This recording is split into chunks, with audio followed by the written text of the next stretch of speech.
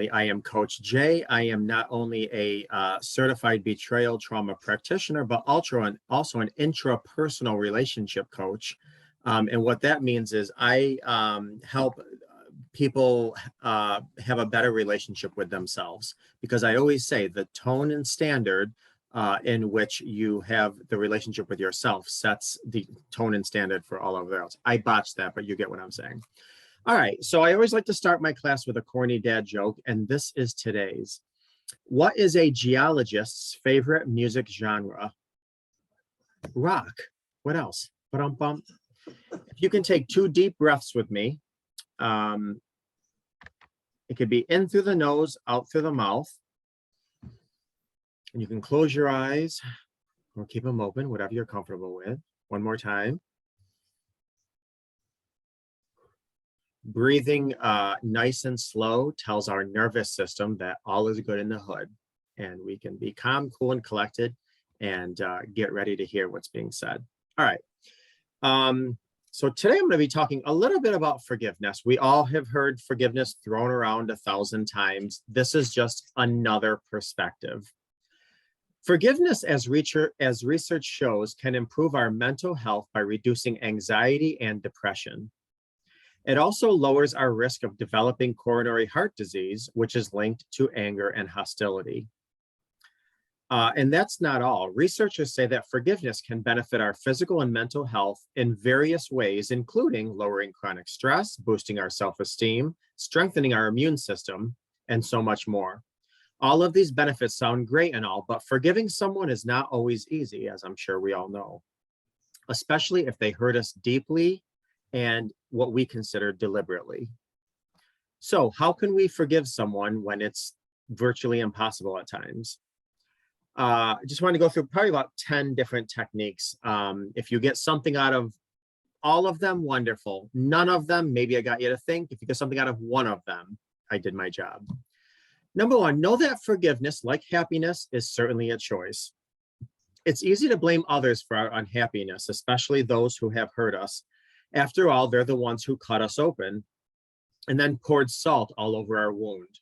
And the worst part, some that hurt you so deeply didn't even apologize. They're the reason we're angry, sad, tormented, untrusting, and the list goes on, you name it. It's not that we're unforgiving, it's that they've done the unforgivable. But is that really true? We can either choose to continue to hold on to hurt and let it sour our mood, or we can decide to let it go and make room for more joyful things. We are always thoughts and energy, and so whatever we fill ourselves up with, that's that's gonna run us. You know, do we put premium gas in our bodies, or do we put, you know, the other stuff? So number 2, recognize the burden that you're carrying. A grudge is like a bag of rocks you're trying to carry with you on a holiday. It serves no purpose other than to weigh you down and make it harder for you to enjoy yourself. And worse yet, it could make you sick, as I've already mentioned earlier, but sadly, many of us don't feel the full weight of a grudge until our knees buckle under its heaviness. So now it's time to take a good look at yourself and ask, how is this grudge I'm holding on to affecting me, affecting my health, my faith, my mental being, all the relationships around me? Number 3, face your emotions and understand the why behind them. One of the greatest gifts we humans have is the ability to look inward. Why? Because it allows us to become aware of our thoughts and feelings and understand what drives our emotions and reactions. And why this awareness and understanding, and with this awareness and understanding, we gain the power to make positive changes to how we feel and how we respond. Life is you know, I always say, far more than human beings, we are human evolvements. We're always learning, we're always growing. But do we want to grow into someone unhealthy or grow into somebody that's healthy? So ask yourself the following questions. What is something that hurt me deeply? How do I feel about the experience and the person who hurt me? Why do I feel this way? What is the underlying emotions and thoughts behind my feelings? And don't stop at the most obvious answer. Try to dig as deep as you can. Keep exploring the why behind your feelings until you get to the real root of your emotions. And you will know in your heart once you discover it. Now, very quickly, I don't want to digress, but so oftentimes when I'm working with couples after betrayal, one person will look at the other one and say, do you think I'm that ugly? And that's why you would go and do A, B, and C? And maybe somebody from the next couple would say, do you think I'm that worthless that you would go and, make those decisions? Well, a lot of times, betrayal, whatever kind of betrayal it is, it hits us at our core insecurities. And so what we do is we take that core insecurity and associate it or attach it to the betrayal when that's our own filter, and our own filter is blurred and skewed from hurt. So you really got to do a lot of soul searching and deep diving. I can get into more of that later. Number 4, understand their humanness. Now, this is going to get a little touchy and tricky, so bear with me. You know those villains in the old fairy tales that are just one-dimensional? They're just pure evil, and that's it. So I just want to give you a little bit about a personal story. I saw my father growing up as one-dimensional. My father and I had a strained relationship for decades, and I viewed him as a walking reminder of all my pain. A distant parent who wrecked my childhood and teenage years, and he could never do enough to deserve my forgiveness. But as I matured, I learned to see him more and more as a fully developed character. I came to understand and even empathize with his humanness, his flaws, his insecurities, his weaknesses, his childhood, the whole package, all. Instead of thinking he was just, quote, a bad person, I started to reflect on his upbringing, how his upbringing might have impacted him, his decision-making as a father. Instead of thinking he never truly loved me, I started to realize that perhaps he simply didn't know how to love, or more specifically, how to love me, how I needed to be loved. Keeping in mind, sometimes your love tank has the capacity of 10 gallons, while somebody else around you, their love tank, their maximum capacity is 2 gallons. There's times people are emptying all of their gas into your gas tank. They're giving you their all. But to you, it's just you're still running on fumes because you have a gas tank of 10 capacity. But again, I digress. Anyways, instead of resenting my father for his confusing behaviors all my life, I started to view him as a tall, hurt child that never got the help that he so desperately needed and deserved. And once I started to understand his humanness, I realized, as impossible as it seemed, I could find the compassion to forgive him. So as hard as it may be, try to look at the person who hurt you as a real multifaceted human being, a fully developed character with a background story that perhaps may explain why they made the decisions they did. Although it won't change what happened, certainly, at least you might be able to see that they're not this one-dimensional evil person that maybe you once believed they were. Number 5, stop picking at your old wounds. If you want to let go of the bitterness and heal for good, you got to stop picking your old wounds, and what do I mean by that? I mean, stop doing the following: replaying hurtful moments in your mind and reliving emotions that you felt at that time. Number 2, telling others about the hurtful experiences over and over, that constantly stir up these negative feelings. I mean, listen, we all want to, I don't mean to hurt anybody at all, but being the victim is kind of good, feels good, we're the victim of something.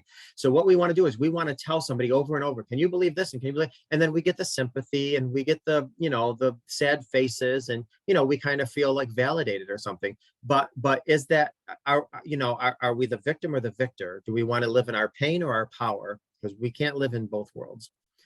And remind yourself that you're not the victim, which is what I just said. One of the things, and I just told somebody this morning before this class, if you look at old home videos, put in an old home video, say 10 years ago, if you have it, all of a sudden you're watching that home video and you're like, wow, I don't remember this happening like that. I don't remember that happening exactly the way it was. Interesting. See, what happens is that after betrayal, and I just said this, we start running our own thoughts through our own filter, creating new memories, which create new neural pathways.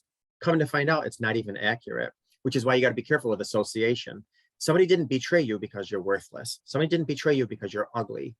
They had their own issues they were dealing with, but we associated that with an insecurity of our own. Anyways, I digress again. The more pain I felt, the harder it was for me to let things go. Finally, I realized that in order for me to move on and actually enjoy life, I had to stop picking at my old wounds, starting with putting those bad memories to rest and stop telling myself that I'm a victim of terrible my childhood.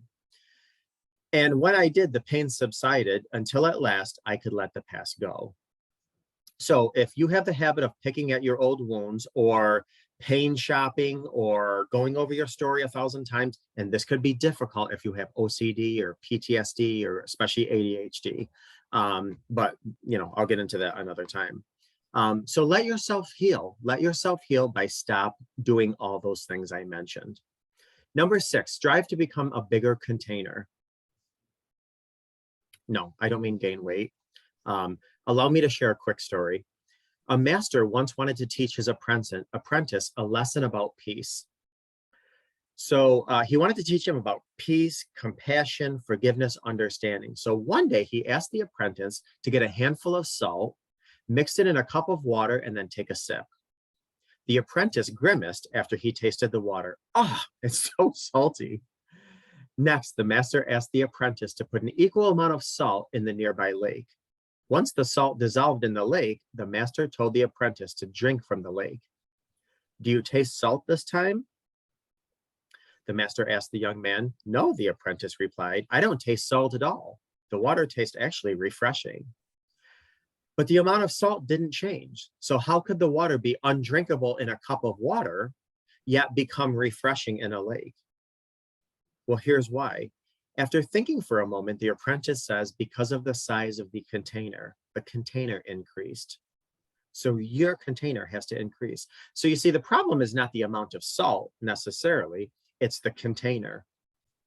The master smiled and said to the apprentice, it's the same when we've been hurt by the unjust words or actions of others. Instead of blaming the salt for being too salty, we must strive to become a bigger container.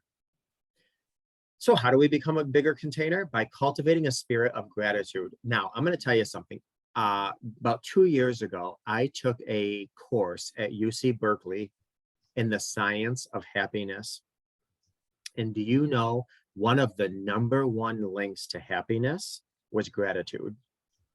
So when we train our mind to stop taking things too personally, think about it. If the person who betrayed you did not get up in the morning and say to themselves, what can I do today that's going to devastate the person I love the most, or devastate the person I work with, or devastate this child I'm raising, or devastate whatever? Certainly, their behavior was devastating. Their behavior was egregious, but their intention wasn't to set out and hurt you. You were certainly hurt in the process, but you were not their initial target. You were not their intention.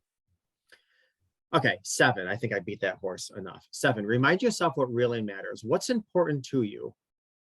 Spending your time and energy on the people and things that you value in life, or wallowing in negative emotions while pursuing a grudge? Don't let bitterness and resentment take you away from what really matters. It's not worth it, especially if the person who hurt you is not someone you care about. And if it is someone that you care about deeply, then forgiveness could save you from a lifetime of regret. I don't know if you guys are familiar with, he's a gerontologist, I think, from Cornell. His name's Carl Pillimer, I think. Anyways, he conducted a study that involved asking 1,500 people over the age of 65 about the choices that they regret most in life. And he found that one of the biggest regrets that people over 65 that were asked this question have are towards the end of their life, they regret not reconciling with somebody that they love who hurt them. Now, reconciliation doesn't mean stay with the person who hurt you, remarrying them, loving them, blah, blah, blah. It just means that coming at peace within yourself. Number 8, look at what you've gained from the experience. When someone hurts you, especially when it comes to someone close, it's hard to see the experience as anything but a gut-wrenching blow. It's normal to only want to focus on your pain and mourn over what you've lost. But let's not forget the silver lining here. There's always something to be gained from these negative experiences in life, whether it's a valuable life lesson, a very tough one, don't get me wrong, at that, but still a valuable one, an opportunity for change. There is not a couple that I've worked with that post-betrayal stayed together that do not have a better marriage than before. Because basically I always say and again, I'm using a lot of examples of a couple betrayal. There's people watching this that didn't have a couple betrayal. I get that and I understand that. But I just want to say, when I'm working with a couple, I always say, it's as if a person had a heart attack. What happens after a heart attack? You do a deep, deep reflection of what's going on. How am I eating? Am I stressing too much? Am I exercising? Am I doing this? Am I doing that? That's what you have to do with a relationship. And oftentimes what happens is if two people have a heart attack, AKA a betrayal, they now do the deep dive of what's going on in my relationship. And out of that, they have a much deeper, enriched, close relationship because they've done the hard work. Just like after a heart attack, you do the hard work to get healthy and better. Anyway, for example, rather than resenting my dad for how long my childhood and teenage years played out, I now choose to focus on what I've gained from the experience. It's taught me that our words and actions have lasting impact on those that we love and love us. It taught me that marriage and parenthood are sacred and fragile things, and that should not be taken lightly. And it's taught me what to look for in a life partner and how to ask for what I truly deserve in a relationship. When I think about these lessons I've learned, I don't feel the experience was negative, actually, because I attached the message to my mess. I attached a message to my message to my mess. I just said that. I apologize. Anyways, if you're having a hard time forgiving someone who hurt you, ask yourself, is there anything that I've gained from the experience? You're not going to appreciate the hurt. You're not going to say, oh, let me go do bells. Somebody betrayed me.